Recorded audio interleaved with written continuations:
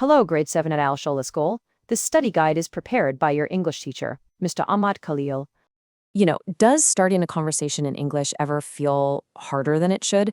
Well, today we're going to crack the code by going right back to the basics. We're actually using a grade 7 textbook to find these simple, super powerful building blocks that'll get you talking with confidence.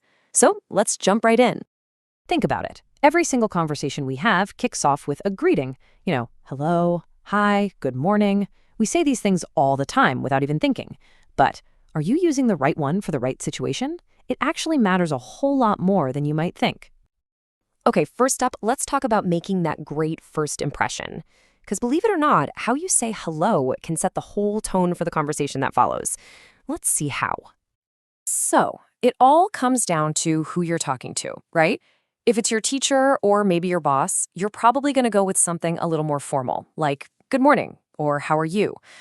But what about with your friends? Yeah, you can relax a bit and use a simple hi or a super casual how's it going? It's all the same idea, but the words you pick create a completely different vibe. Okay, so you've totally mastered hello. Now what? Well, how do you actually talk about yourself? To tell your daily story, what you do, what you like, you need a very specific tool. And that tool is called the present simple. And honestly, it's pretty simple. We use this tense for two main things: talking about our habits and routines, the stuff we do every day, and for stating facts, things that are just generally true. It's basically the grammar of your everyday life. Now, here is the absolute most important thing you need to remember about this. For I, you, we, and they, the verb just stays the same. So I play. But when you're talking about a he, a she, or an it, you just add an S to the end of the verb. He plays. That one tiny little letter makes all the difference. It's a game changer. Let's look at a couple of examples to really see it in action. Notice the difference here? I get up. No S.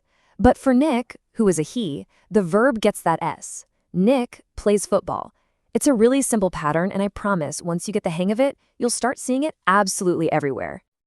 All right, so you can say hello and you can make statements about your daily routine. That's awesome.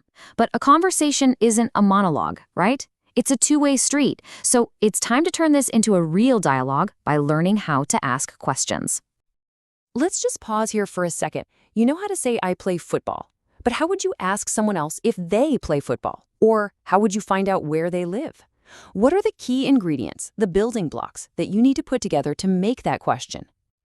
And here it is, the secret formula. Seriously, think of it like a recipe for the perfect question. You can start with a question word like where or what. Then you add your little helper verb, do or does. And hey, remember our S rule? Does is just do with an S on the end for he, she, and it. Then you just add your subject and the main verb. Simple as that. Let's see that recipe in action. Where do you live? You've got your question word, do, subject, verb. Perfect. Now, does Sam like football? This one starts right with our special verb, does, because Sam is a he. See? The structure is simple, but it is so powerful. So, we've covered greetings, we've covered making statements, and we've covered asking questions. We have all the pieces of the puzzle. Now for the really fun part. Let's snap them all together and see what a real, natural conversation looks like using these exact building blocks.